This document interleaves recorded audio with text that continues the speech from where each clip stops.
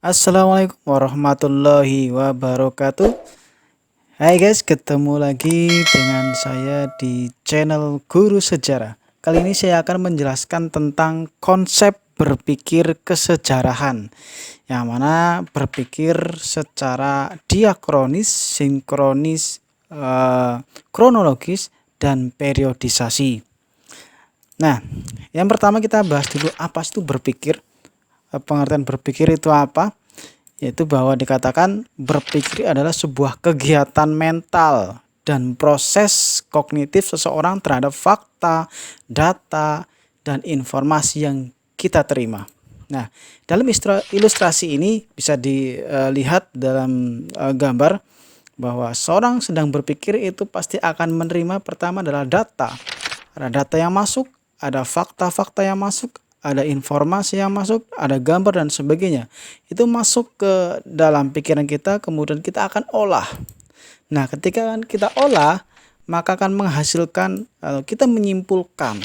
Nah, kesimpulan apa sih tadi yang kita terima informasi tersebut? Nah, itu secara singkat tentang berpikir seperti itu pengertiannya.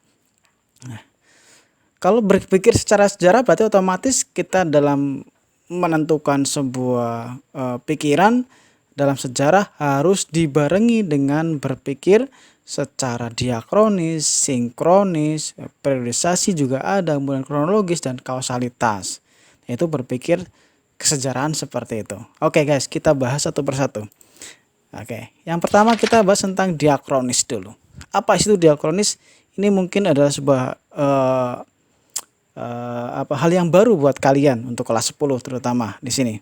Nah, pengertiannya di sini menurut Galtung, diakronis berasal dari bahasa Yunani yaitu dia dan kronos yang artinya melintasi perjalanan waktu. Nah, bisa secara istilah bisa dikatakan bahwa diakronis dapat diartikan suatu peristiwa yang berhubungan dengan peristiwa-peristiwa sebelumnya dan tidak dapat berdiri sendiri. Nah guys, kita lihat nih. Jadi sebuah peristiwa sejarah itu ternyata tidak dapat berdiri sendiri.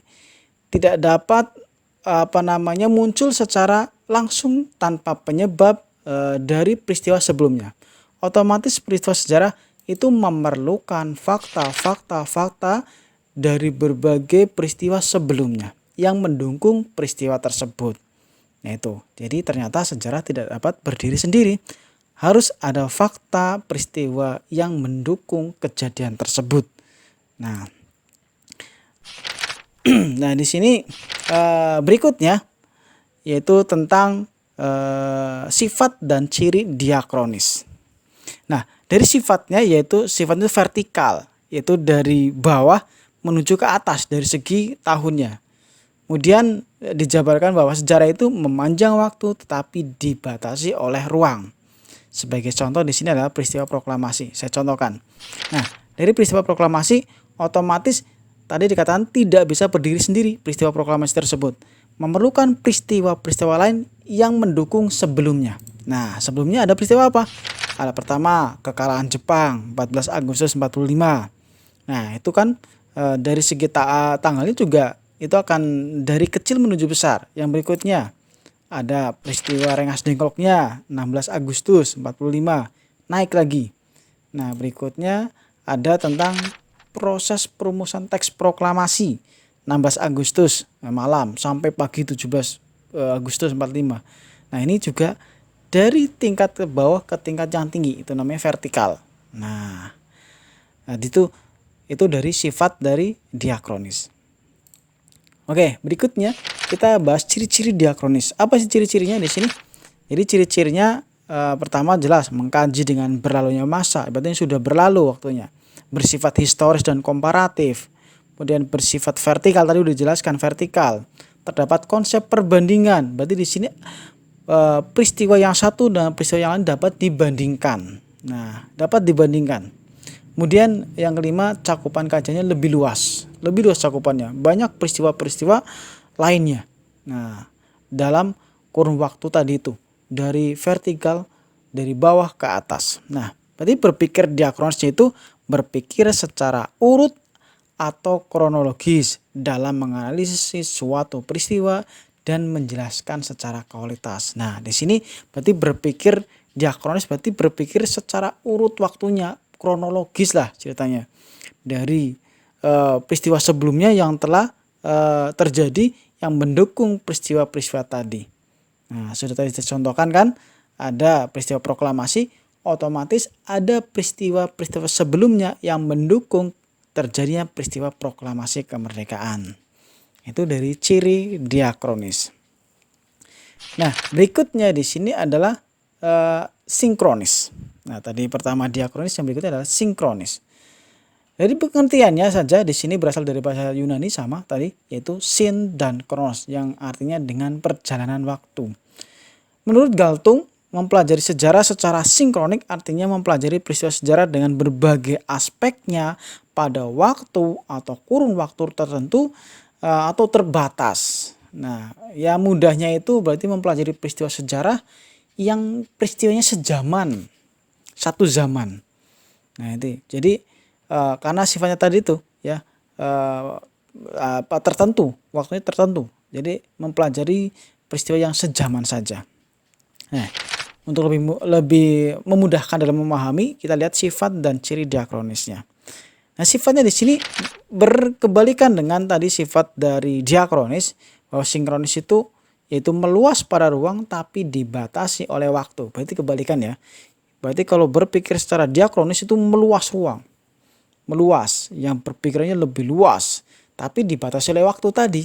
Nah, beda dengan yang diakronis, itu memanjang waktu, dibatasi ruang. Ini dibalik, yaitu meluas pada ruang, tapi dibatasi oleh waktu. Contohnya di sini, yaitu peristiwa Malari 1974 dan peristiwa reformasi tahun 1998. Nah, saya jelaskan satu persatu.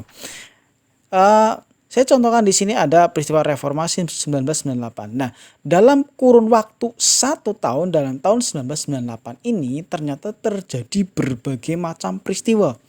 Ada peristiwa Trisakti, ada peristiwa Semanggi, ada proses peristiwa turunnya Soeharto tanggal 21-nya. Nah, di sini berarti membahas dalam kurun waktu tertentu, yaitu kurun waktu 1998, tapi dibahas secara detail dan lebih fokus sehingga dapat dipelajari lebih dalam lagi. Nah, jadi di sini bisa disimpulkan bahwa sinkronis berarti hanya membahas peristiwa pada tahun tertentu saja, akan tetapi pembahasan lebih fokus dan lebih detail dilihat dari berbagai sudut pandang. Nah, di sini sudut pandangnya apa saja? Berarti sudut pandang dari ilmu-ilmu sosial lainnya. Nah, ini akan kita bahas berikutnya nih di sini dalam konsep sinkronik. Menurut Kunto Wijoyo, bahwa sejarah akan menjadi sinkronik jika bersentuhan dengan ilmu-ilmu sosial lainnya seperti antropologi, sosiologi, ekonomi, politik, bahkan budaya. Nah, inilah yang disebut dengan namanya pendekatan multidimensional. Berarti melihat satu peristiwa dari berbagai macam sudut pandang ilmu sosial. Nah, berarti kalau menggunakan pendekatan ilmu sosial, sejarah tidak hanya memanjang dalam waktu saja, tetapi juga meluas dalam ruang. Sehingga pembahasannya lebih kompleks, lebih panjang, lebih detail, dan sebagainya. Nah, kemudian otomatis konsep sinkronik menyebabkan karya sejarah semakin lengkap. Nah, dengan adanya sinkronik tadi. Nah, ciri-cirinya ya hampir kesebalikan dengan ciri dari diakronik. Kalau sinkronik ini mengkaji pada waktu tertentu saja tadi ya, kurun waktu tertentu. Kedua, bersifat horizontal. Tidak ada konsep perbandingan di sini. Kemudian cakupan kajian lebih sempit, lebih fokus dan lebih detail. Yang 5, memiliki sistematis yang lebih tinggi, jelas ya. Kemudian yang keenam, menitik beratkan pengkajian pada strukturnya atau karakternya saja. Berikutnya kita bahas tentang kronologi dalam sejarah. Tadi udah sempat disinggung apa sih tadi kronologi dalam sejarah. Nah, ada pengertiannya di sini. Tadi dikatakan bahwa kronologi itu berpikir secara urut atau urutan waktu. Nah, di sini ada bagan di sini ya. Kalian perhatikan coba, ada bagan di sini. Nah, pertama ada pembentukan BPUPKI. berikutnya ada kunjungan tokoh-tokoh bangsa Indonesia ke darat Vietnam. Yang ketiga, peristiwa Rengas Dengklok. Kemudian yang keempat, ada perumusan teks proklamasi. Dan yang kelima adalah peristiwa proklamasi kemerdekaan Indonesia tanggal 17 Agustus 1945. Nah, di sini dilihat dari peristiwa tersebut itu urut, ya. Jadi urut, peristiwanya urut sekali. Ya, jadi sebelum terjadinya proklamasi tentu ada peristiwa sebelumnya yang terjadi yang secara urut yang menyebabkan terjadinya proklamasi kemerdekaan. Nah, jadi dapat disimpulkan bahwa kronologi dalam sejarah berarti urutan waktu dari sejumlah peristiwa atau kejadian. Oleh karena itu, peristiwa sejarah harus disusun berdasarkan urutan waktu kejadiannya. Ini syarat wajib sebuah sejarah, harus urut waktunya. Coba kalau tidak urut, pasti kacau sejarah itu, kacau. Karena waktu termasuk konsep utama dalam sejarah, harus urut, yaitu kronologis.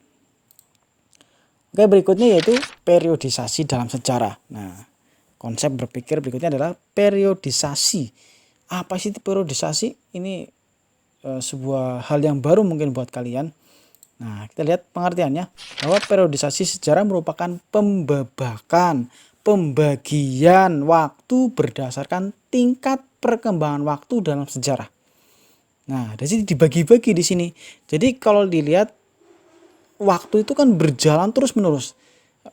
Awalnya juga kita tidak tahu, ujungnya kita tidak tahu. Pokoknya berjalan terus itu waktu. Makanya untuk memudahkan mempelajari sejarah dalam waktu tadi yang terus berjalan, tidak dapat dihentikan waktunya. Nah, kita buatlah sebuah periodisasi, pembagian waktu. Nah, tujuannya apa sih? Tujuannya tentu agar mempermudah kita dalam mempelajari sejarah. Biar tidak bingung lah ya. Coba kalau dari awal kehidupan kita pelajari sampai sekarang itu berapa tebal bukunya. Makanya perlu ada pembabakan. Nah, kita lihat ini ada timeline. Timeline waktu berarti garis waktu. Nah, ini adalah waktu yang sangat panjang ya. Kita sulit untuk menjelaskan peristiwa apa saja dalam garis waktu ini. Makanya dibuatlah tadi pembabakan waktu biar lebih mudah kita dalam mempelajari sejarah. Nah, misalkan kita bagian pertama. Kalau di Indonesia itu ada namanya praaksara ya. Berarti sejarah sebelum adanya ditemukannya tulisan. Nah, atau kadang disebut zaman purba lah ya, kita nyebut zaman purba. Kemudian berikutnya masuk lagi setelah adanya praaksara muncul mulai adanya aksara, berarti zaman Hindu-Buddha masuk ke Indonesia. Pengaruh Hindu-Buddha masuk ke Indonesia. Nah, mulai abad keempat. Nah, di sini ditandai dengan adanya kerajaan Kutai di Kalimantan. Yang berikutnya di sini adalah masa Islam. Setelah Hindu-Buddha, Islam masuk. Nah, ada beberapa teori itu yang menjelaskan tentang masuknya Islam ke Indonesia. Kemudian yang berikutnya setelah masa Islam ada masa yaitu penjajahan bangsa Barat. Mulai dari VOC, kemudian Portugis, Spanyol, Inggris dan sebagainya. Itu zaman penjajahan. Nah, kemudian pembabakan berikutnya adalah tentang masa pergerakan nasional. Nah, setelah ada namanya penjajahan, ternyata Indonesia mendapatkan pendidikan, tokoh-tokoh Indonesia, maka muncul pergerakan orang-orang intelektual. Mereka mendirikan organisasi seperti Budi Tomo dan temannya. Ini masuk dalam masa pergerakan nasional. Nah, setelah pergerakan nasional, di sini muncul namanya kemerdekaan. Dengan adanya tadi tokoh-tokoh pergerakan nasional, mereka berjuang untuk memperoleh kemerdekaan, akhirnya adanya kemerdekaan. Kemudian ada namanya Orde Lama, itu masa pemerintahan Soekarno. Kemudian Orde Baru, itu masa pemerintahan Soeharto, dan Orde Reformasi setelah adanya Reformasi 1998 sampai sekarang ini. Ini adalah pembagian. Nah, jadi waktu ini dibagi-bagi sesuai dengan tema peristiwa sejarahnya. Nah, ini di Indonesia secara garis besar seperti inilah kira-kira untuk pembabagannya atau periodisasi sejarah di Indonesia. Oke, berikutnya di sini ada contoh tabel periodisasi sejarah Indonesia. Nah, bisa dibuatkan ini lebih detail lagi Ya tadi secara gambaran umum, kalau yang ini lebih detail. Ini dari tahun sebelum Masehi sampai Masehi ini adalah masa praksara Indonesia. Kemudian tahun 400 sampai 1500 ada pengaruh Hindu Buddha. 1500 sampai 1670 ada masuknya Islam. Kemudian ini tadi masa penjajahan didetailkan lagi, ada 1670 sampai 1800 masa penjajahan VOC nih, masuk VOC datang nih. Kemudian 1800 sampai 1811. Nah, ini perannya Daedalus dan Jan Willem Jansen. Ini masa Daedalus ini. Nah, kemudian setelah Daedalus kalah, muncul di sini 1811 sampai 1816 yaitu pemerintahan Thomas Stamford Raffles ini di Inggris. Nah, ini garis besar tentang periodisasi sejarah di Indonesia seperti ini. Nah, dalam berpikir kesejahteraan, otomatis di situ karya-karya sejarah ada yang karyanya bersifat deskriptif naratif, ada yang sifatnya deskriptif analisis. Kalau sejarah yang mana? Tentu saja sejarah yang deskriptif analisis. Karena sejarah itu ditulis berdasarkan hasil penelitian ilmiah melalui metode sejarah. Nah, makanya ada analisis, dapat dipertanggungjawabkan kebenarannya. Kalau hanya deskriptif naratif berarti hanya menjelaskan dan sebuah cerita. Ya, hanya cerita. Mungkin akan jadi cerita yang terkenal tapi kadang sulit untuk dipertanggungjawabkan kebenarannya. Nah, seperti itu. Mungkin itu saja yang bisa saya sampaikan untuk berpikir kesejahteraan, ada diakronis, sinkronis, periodisasi, kemudian ada kronologis dan sebagainya. Terima kasih. Kita akan bertemu pada video berikutnya. Assalamualaikum warahmatullahi wabarakatuh.